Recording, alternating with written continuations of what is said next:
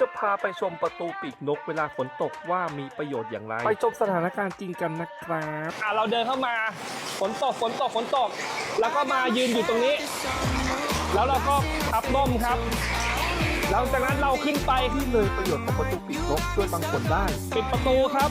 ในเคสต่อไปครับจะเป็นตอนที่เราลงจากรถโอเคฝนตกครับเราก็รีบเอาร่มออกมาครับแล้วก็กางครับหลังจากนั้นครับเราก็ปิดประตูครับก็ถือว่าขึ้นลงสบายเลยนะครับแต่จะบอกว่าด้านในก็เปียกเหมือนกันนะครับ